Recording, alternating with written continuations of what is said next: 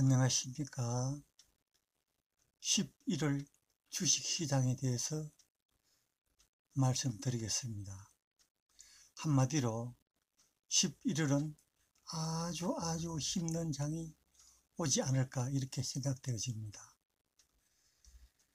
왜 그렇게 말씀드리냐 하면 일단 악재와 호재로 구분해서 말씀드려 보겠습니다. 11월 장은 악재가 훨씬 많습니다.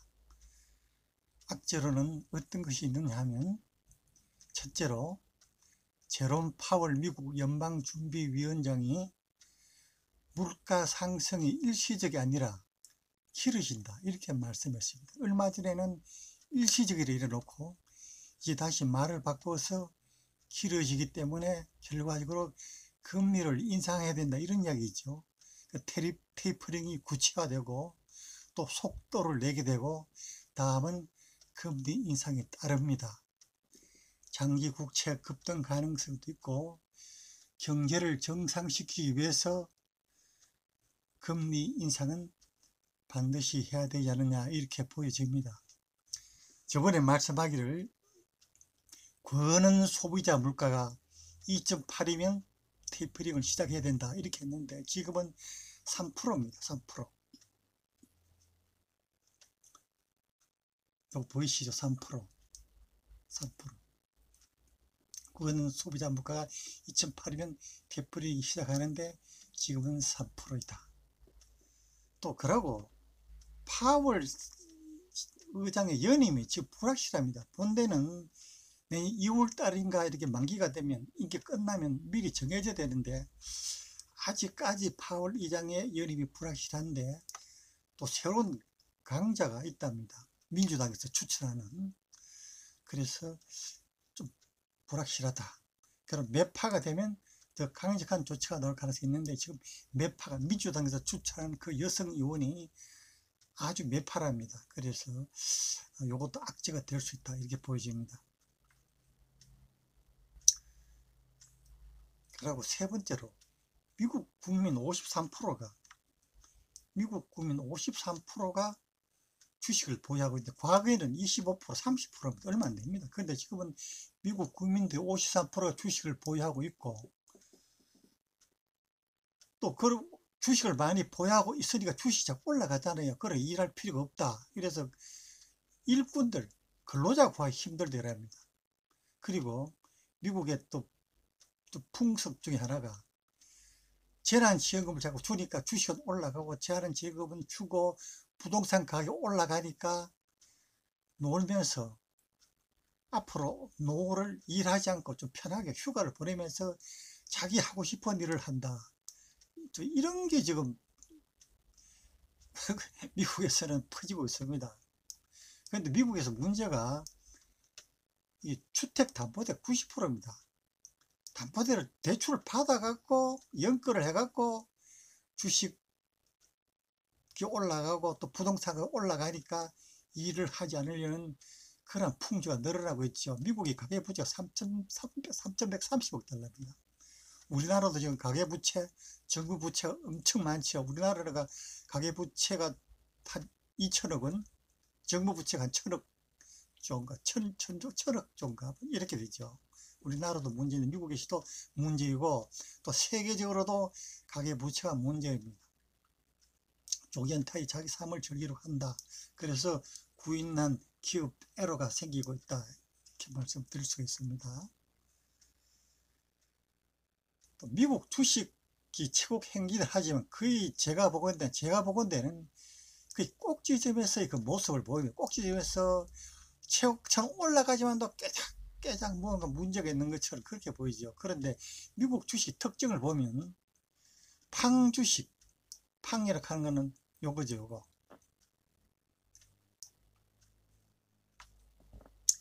팡, 제일 앞글자로 페이스북, 아마존, 애플, 넷플릭스, 구글 이런 주식들이 주로 올라가고 그러고 상위 시가 큰 종목들 그런 종목들 올라가고 다른 주식은 빠집니다. 보면 또 옛날에 우리나라 삼성전자 올라가고 다른 주식 빠지지 않습니까? 그러면 하락 종목은 많은데 주가가 올라가지 않았습니까? 그래서 또 지금 미국도 좀 약간 그런 모습을 보이고 있습니다.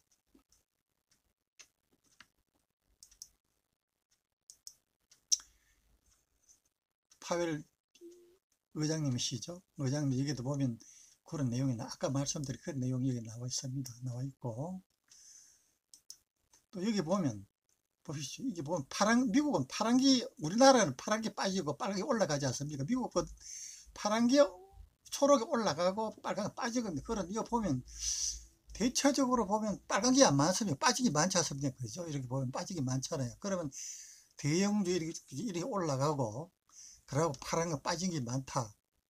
빨간 거 빠지기 많다. 이렇게 보면 주가는 올라가는데 하락 쪽이 더 많은 그런 장 그렇지 않습니까? 미국도. 이런 모습을 보이고 있다 이 말씀입니다.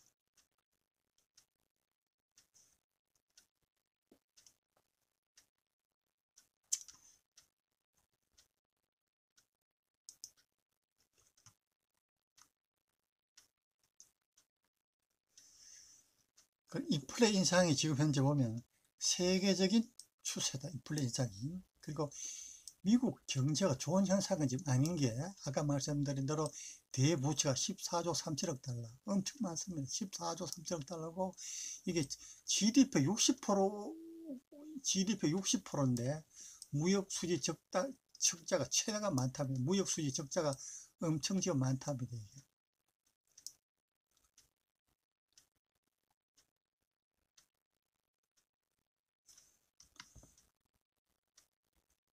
무역수지 적자가 2,600달러에서 4,286달러로 엄청 늘어났다고. GDP는 60%가 일하는데 2011년 8월 8일 보면 미국이 신용 등급이 S&P에서는 올 플러스입니다. 플러스 트리플 A인데 지금 그때 한 단계 하락해서 A 플러스입니다. A 플러스인데 지금 또 미국의 신용 등급이 하락 가능성이 있다. 지금도 미국의 경제 자체는 하락 중에 있다.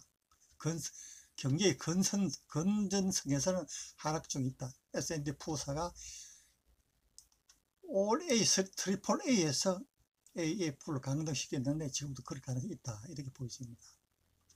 그리고 2020년도는 경기 수축 국면이다.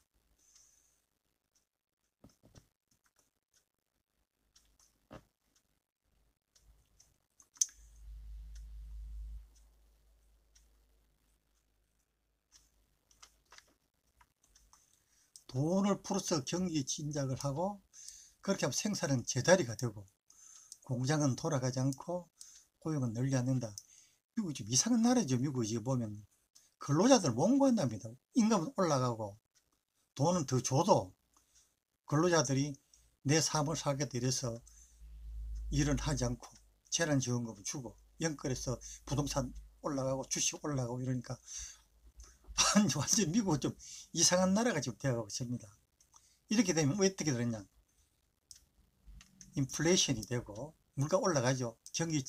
그리고 경기 침체가 되고 그래 되면 물가는 올라가고 경기는 침체되면 스태그플레이션이 되고 스태그플레이션이 되면 그 다음에 디플레이션이 된다. 디플레이션 경기가 안 좋은 거죠. 아주 이런 순환 고리를 맴돌 수 있다. 이렇게 보여집니다. 미국 경기가. 그래서 미국에는 앞으로 금융 해독 과정이 필요하지 않느냐. 물론 이 금융 해독 과정은 미국뿐만 아니라 우리나라를 비롯해 전 세계가 이런 과정이 필요한데 미국의 그때 루즈벨트 대통령 그때 시행은 뭐죠? 그때 금융대공황 1928년도 금융대공황 왔죠. 그게 금융 해독 과정입니다. 세계 부채가 상승하고 가계 부채가 증가하고 연준이 국채 사주면서 돈을 풀고 있고 이래서 금융 해독 과정이 필요하지 않느냐 이런 악재가 있습니다. 왜 미국을 이렇게 제가 중시하냐면 미국의 경제와 주가는 전 세계에 큰 영향을 주기 때문입니다. 그래서 미국을 먼저 짚어보았고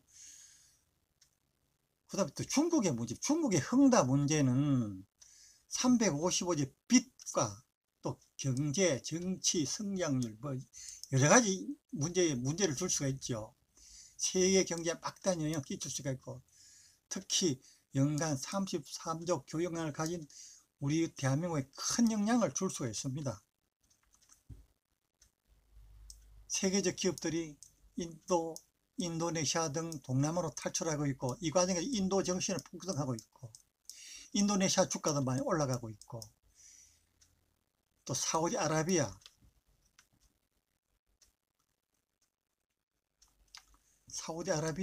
러시아 등도 최고치를 치고 있습니다. 그런데 중국에는 헝다 문제만 아니고 디디 출신, 알리바바 여덟을 잘 알고 있죠. 텐센트, 모든 대기업들이 지금 문제를 안고 있습니다. 정부의 규제로 인해서. 그리고 여기에서 사교육 문제, 게임 규제, 인터넷 플랫폼 반독점 및 단속, 여러 가지 규제가 많기 때문에 중국의 경제 성장률은 보통 7%, 8%, 6%인데 이번에 뭐 3%도 안 된다. 이렇게 지금 발표가 되고 있습니다. 여기에다 원유 원자재 급등, 기업 및 가계 악재, 경제 성장률 저하, 경기 회복이 인플레 못 따라간다. 그래서 금리 인상을 해야 된다. 이렇게 말씀을 드릴 수가 있는데, 지금 이 언밸런스의 상태에서 금리 인상을 해버리면 주가는 빠질 수밖에 없다. 이렇게 보여집니다.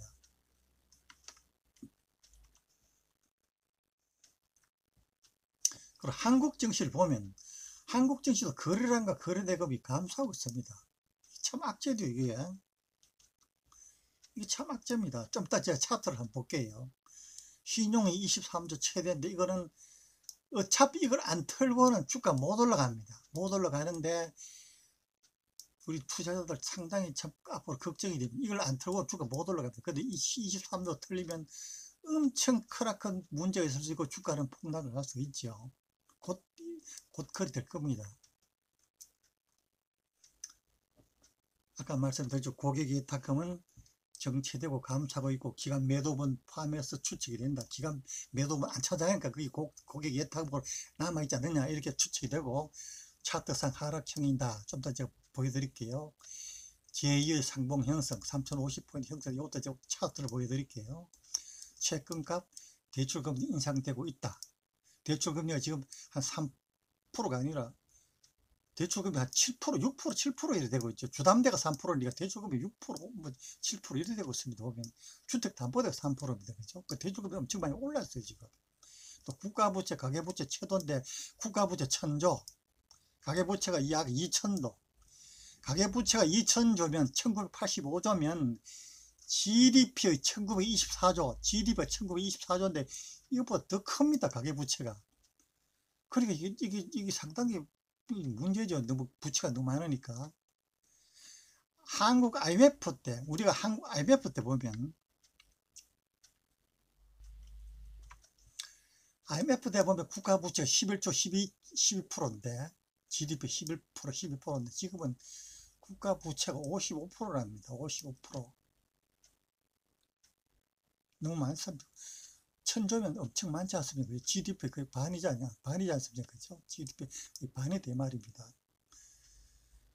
이렇게 하다 보면 한국은행 금리 인상을 해야 되고, 11월 25일 날 금융통화위원회가 인상을 하고, 2022년 한 1월 10일경, 내년 1월 달에 또 할 가능성이 있지 않느냐. 이렇게 보이는데, 금리를 올리는 이유는 미국이 올리기 전에 외국 자본 이탈을 방지해야 됩니다. 미리 올려줘야 되고, 이래 되면 중소기업하고 주식시장은 무너진다. 이렇게 보여집니다.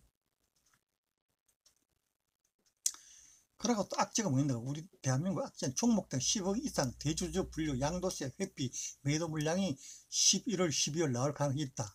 11월, 12월, 이거 팔아야 양도세를 안 물죠. 그러니까 내년도 넘어가기 전에 이 팔고 넘어야 양도세를 안 물기 때문에 그 물량이 나올 가능성이 있다. 이렇게 보여지고, 지금은 주식의 순환 상승장이 아니고 순환 하락 장세다. 가장 큰 악재는 많이 올랐는 거다. 우리가 보통 지지선 데드라인이 2200입니다. 2000에서 2200이거든요. 근데 우리가 실력도 없이 약 3,266포인트.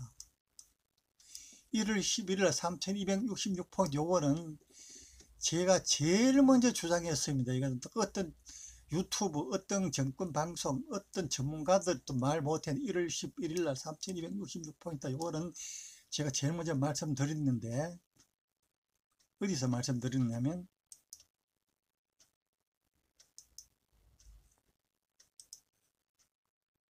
여기서 말씀드렸죠. 여기. 이게 언제입니까?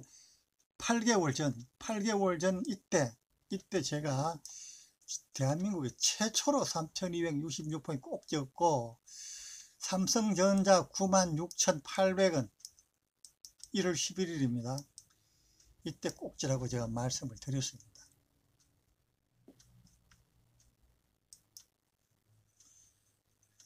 최고가는 많이 올랐다는 것이고, 참고로 한국 주식은 세계 주식시장 2%밖에 안 되고, 애플은 한국 주식 전체 송시가 2,400, 우리나라 총 시가총이 2,400억인데 애플이 이거 하나가 이거부터 많다.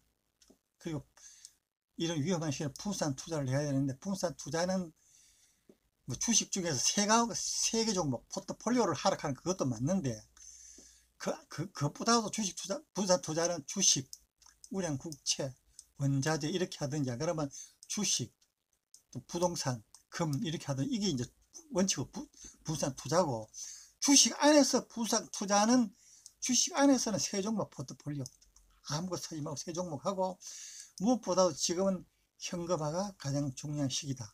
이렇게 11월 달 장을 예측해 드렸습니다. 그리고 굳이 호재는 뭐예요? 호재는 제가 아무것도 없어요. 호재 그래 빵이라 지금 빵. 호재는 뭐가 있어? 아무것도 없습니다. 그래서 굳이 말하면 위드 코로나 이게 호재다 하는데, 11월 달부터 위드 코로나 해갖고 이걸 좀 뭐 모임을 해제한다 하는데, 숙박, 여행, 관광, 영화, 유흥, 뭐 주류, 음식 이쪽으로 좀 호재가 되지 않겠느냐 하는데, 이것도 올라갈 이유가 거의 없습니다. 이거 호재가 올리면 다 팔아야 됩니다. 그러니까 호재는 지금 제가 보는 데는 뭐 몇 개라도 적을 건데 적을 게 없어요. 호재는 뻥이고, 악재는 이만큼 많기 때문에 11월 달 장은 아주 힘든 장이 온다, 이렇게 말씀을 드릴 수가 있습니다. 아까 차트를 보고 말씀을 드리면,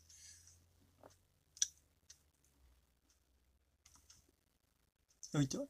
저번에 54강, 53강, 52강 반드시 그걸 봐야 됩니다. 그걸 보는데, 요 갭을 바꿀 가능성이 있는데, 갭은 반드시 메워진다. 갭 상승, 갭 하락, 이거는 반드시 메워진다 했는데, 그거는 3일 뒤에 할 수도 있고 7일 뒤에 할 수도 있고 한 달 뒤에 할 수도 있고, 어떤 거는 3년 4년 또 못 막습니다. 더 오래 걸릴 수도 있습니다. 근데 요 갭은 막았죠. 요 갭은, 그죠? 요 갭은 막았는데, 3,300 요 갭은 막았는데, 요 갭은 제가 5번에 못 막고 다음에 막을 가르쳤잖아요. 이렇게 말씀드려요. 다음엔 몇 년 뒤에가 되죠. 몇 년 뒤에. 바로는 지금 못 막는데 바로는 안 됩니다. 몇 년 뒤에 막을 수 있다. 그러니까 3,100은 몇 년 지나야 3,100이 오지 않느냐, 이렇게 보여지는데, 문제는 또 이거 최초로 제가 말씀을 드립니다. 최초로 요거하고 상봉입니다. 그래 3,200, 3,300 이거는 완전히 무시를 하고, 이건 못 올라가고, 요 상봉, 요 3,050이죠. 여기에서 빠진다 이 말이에요. 여기서 이제 11월 달에. 그럼 이 3,050 상봉은 제가 보건대는 이거 돌파하게 3,050 상봉은 이게 언제입니까? 10월 29일 날이죠. 12구. 제가 최초로도 말씀드립니다. 이거 1월 11일 날 꼭대기라고 제가 최초로 말씀을 드렸는데, 나중에 뭐 정권사 애널리스트 타방 따라 하더라고. 지금 요것도 제가 최초로 말씀드린 새로운 꼭대기 상봉입니다. 상봉. 최고 꼭지점 1월 10일 29일 날. 그래서 요거를 뚫고 요거를 기점에 내려가는데, 지금 요거로 봐서는 위에 거 말고 요거로 봐서는 지금 최고 꼭지죠. 그럼 여기서 엄청 많이 빠질 가능성이 11월 달에 있지 않느냐 이렇게 보여집니다. 그래서 11월 달은 좀 쉬는 것이 좋다 이렇게 말씀을 드렸는데, 거래량도 여기 보면 뭐 24조 뭐 17조 이라는 지금 100만 1000만 1억 15 100억 1조 11조 12조 10조 9조 10조 거래량이 반 더 줄었습니다. 거래대금 반 더 줄고, 거래량도 지금 뭐 막 5억 주 6억 주 6억 주 뭐 거래량도 뭐 엄청 많이 줄었어요. 옛날 간 보여드릴까요? 이건 누맨디네. 옛날 그 뭐 14조 13억 8억 7억인데 최근 게 그렇습니다. 그런데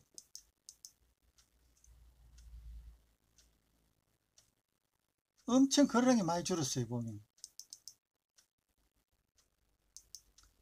22조 20조 20조 거래대가 엄청 많이 줄었어요. 그리고 거래량도 많이 줄었고, 그 전체적으로 좀 힘든 장인데, 여기다 보면 정시자금도 보면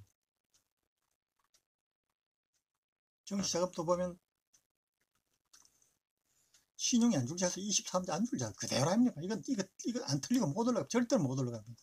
거기에다가 이거는 6억 뭐 60 몇 조 있는데, 이거는 100만 1000원 1억 10억 100억 1000억 10억 100억 1000억 1조 67조 있는데, 이거는 기관 팔았는 이런 거 좀 넣어놨지 않습니까? 일반인들이 거기에 이렇게 넣어놓고 있습니까? 기관 팔고 거기에다가 이렇게 위장해서 올려놓은 거죠. 그러니까 차트상으로도 아까 제로도 제가 말했죠. 호지 악재가 불려도 거기서도 안 좋고 차트상도 안 좋습니다. 지금 아까 이것도 내가 뭐 찾아놨는데, 이것도 테이퍼링 직전 역대 최고치, 테이퍼링 직전 뭐 이런 놔두기죠. 여기다 놓고